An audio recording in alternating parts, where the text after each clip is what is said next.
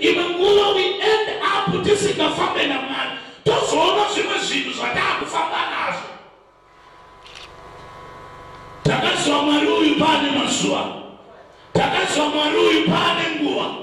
But why is it that today, patiri kufamba rwendo, but when we look around we don't see God.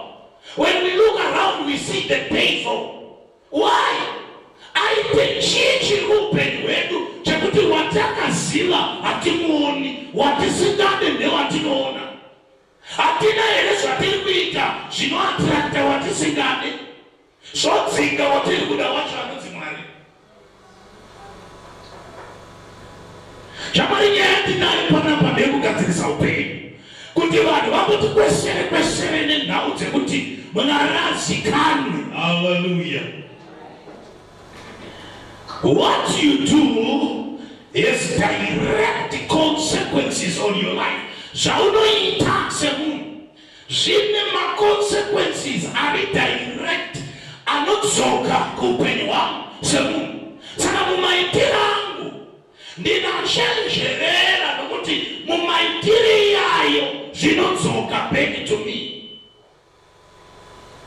Hallelujah, hallelujah, hallelujah. Imangula what you don't do. Zvausingaite iwe waifanira kudini kuzviita. Muenzaniso wangu kunamata. Hallelujah. Munhu wese anofanira kudini kunamata. But imangula what do people do? Vanhu vanoitei havanamata. Hallelujah. Vanotadza kunamata. Saka nenyaya yekuti paitika kusanamata, paitika lack of prayer. Kana pashaiwa munamata iwo waifana kuwanikwa zvine kuto sabotage life yako. Your spiritual life is affected because of lack of prayer.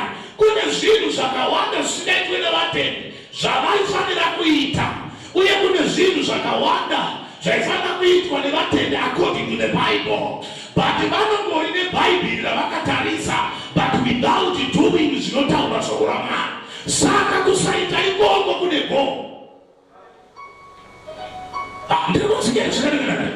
Kusaita ikoko kune chi? Kune go. So what you don't do when you were supposed to do that according to the word, you reap. Because chawareka kuita wajara, chawaita wajara. Saka chenjerera kuita nokusaita kune consequences.